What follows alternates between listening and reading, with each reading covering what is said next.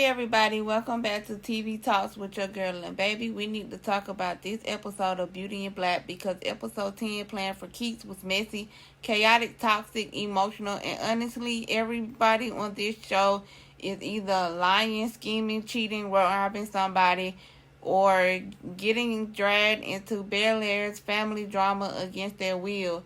This episode really showed us that nobody in this family can be trusted.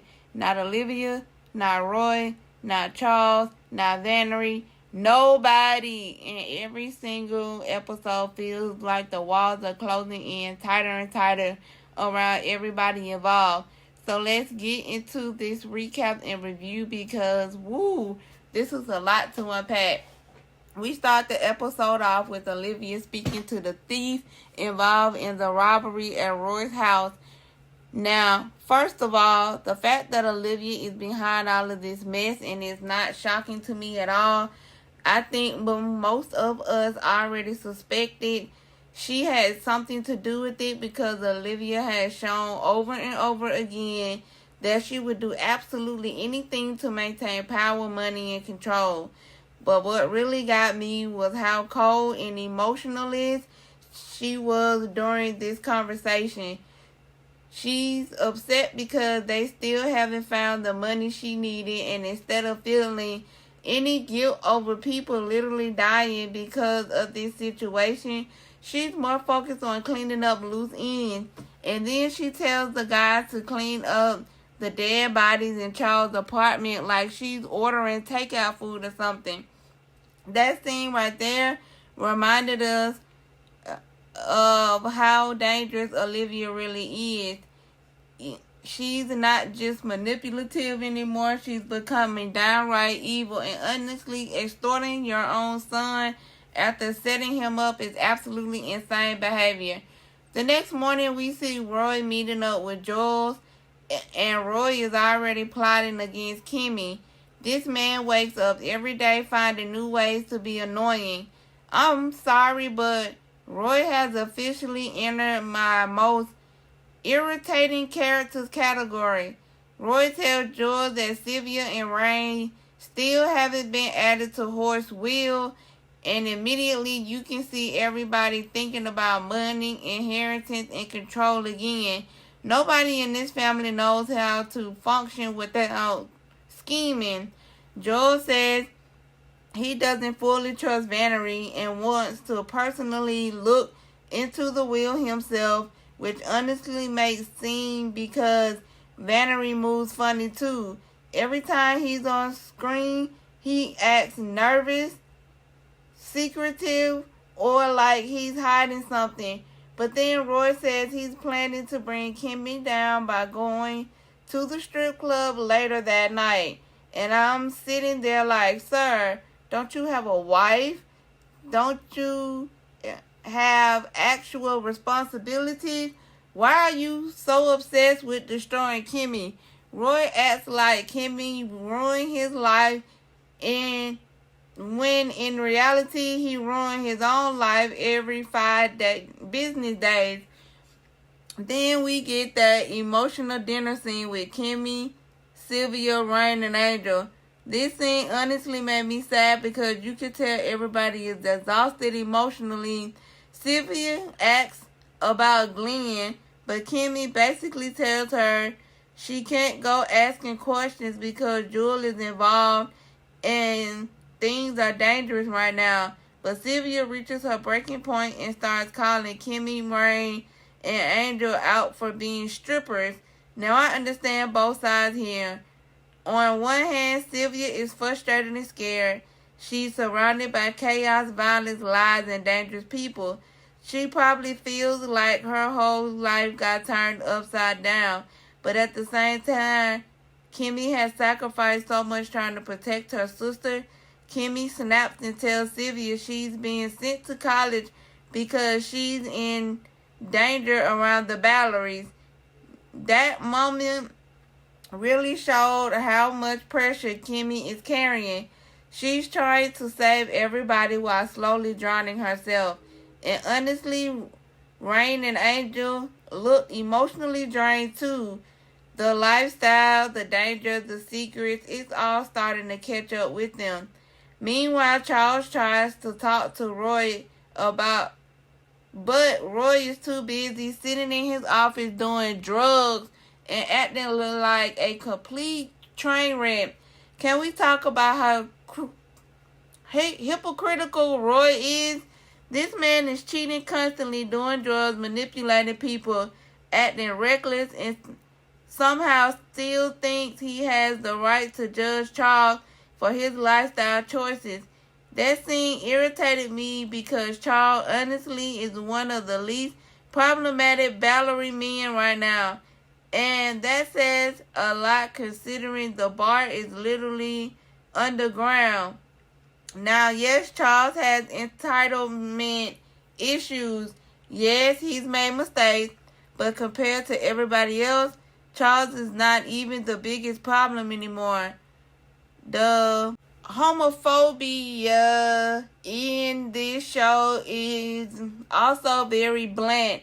You can tell Charles constantly feels judged and attacked because of his sexuality, especially by his own family. And even though Charles is flawed, it's hard not to feel sympathy for him in those moments. Now over at the strip club, things get real messy. Mallory and Varney are there together, and Varney spots even dancing. Mallory starts teasing him, and surprisingly, they actually have a pretty interesting conversation about homosexuality. I actually like this scene because it felt layered and realistic. Tyler Perry is showing how uncomfortable and judgmental some of these characters are, while also showing the hypocrisy behind it. Then Mallory asks to speak with Felicia.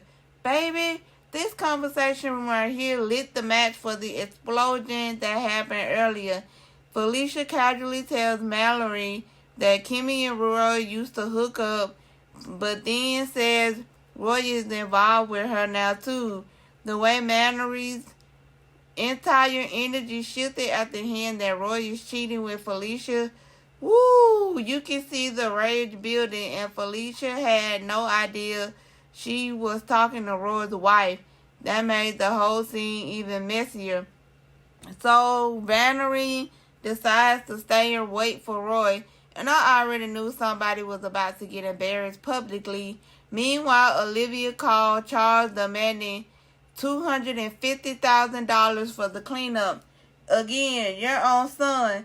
Olivia is truly one of the coldest characters Tyler Perry has written in a long time. Charles tells her he already used up his money, but Olivia doesn't care at all. She gives him 2 days to figure it out. That woman is terrifying because she treats literally everybody like disposable pawns. But what's crazy is Olivia better be careful, because if Horace fully recovers and starts putting pieces together, her entire empire could collapse. And honestly, I need to see that downfall happen. Back at the club, Even tries flirting with Varney again and asks for legal help, but Varney rejects him and sends him back on stage. But then security guard Andy steps in, and Varney recognizes his voice from the robbery at Charles' house. Now this is where things get interesting, because it confirms that the people behind the robbery are slowly being exposed piece by piece. Varney immediately starts questioning Traxton afterwards, because now he realizes the robbery might connect back to people closer than expected. The paranoia is definitely building. We also get Rain talking to Alex about Horace's will, and Alex starts fishing for information. He noticed that even with Horace protecting Rain legally, internal threats are still everywhere. Then Alex starts asking about Horace's relationship with Rain and Kimmie, but Rain shut it down quickly. And honestly, that scene made me nervous because Alex is very observant. He piecing things together quietly. Then Rain tells Angel she wants to buy Delinda's club. Now this storyline could get very interesting because Rain is clearly thinking long term. She wants power, stability, and ownership instead of constantly surviving chaos. Angel tells her to talk to Giovanni, Delinda's son, who has access to the documents. When they arrived at the club, Giovanni is high out of his mind and reveals that Delinda kept him away from the business. That family dynamic already sounds messy, but Rain offers to help him review everything, tells me she's positioning herself strategically. Rain is smarter than people give her credit for. Now, let's get to the ending because, wow, Roy arrived at the club acting nasty as usual. And while Angel is throwing money around trying to look important, Roy sneaks off with a stripper in the parking lot. Then Felicia finds him and gets involved with him too. And just when things couldn't get worse, Mallory catches them together.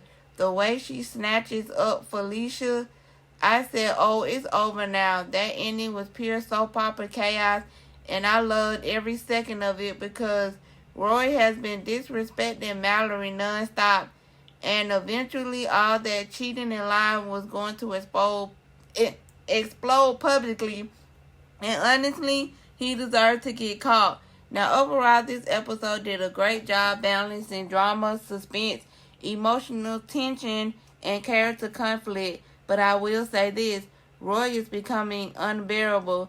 I genuinely do not understand his obsession with cheating and self-destruction. He acts entitled to everything while stimulously sabotaging his own life. And Olivia, she may actually be the true villain of this entire series. Every episode, she gets darker and more manipulative. Meanwhile, Kimmie continues carrying everybody's burden while trying to survive herself. And honestly, she's one of the few characters I still fully root for. I'm also very curious to see what happens if Royce fully recovers, because if he comes back healthy and starts uncovering secrets, the whole family is going down. And after that ending, Mallory versus Felicia is about to become a full-blown war.